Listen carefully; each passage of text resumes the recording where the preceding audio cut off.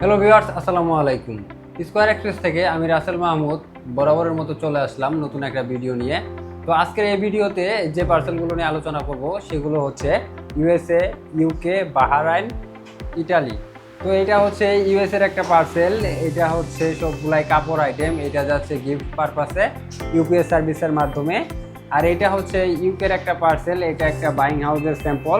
এটা যাচ্ছে ইউপিএস সার্ভিসের মাধ্যমে বিজনেস পারপাসে।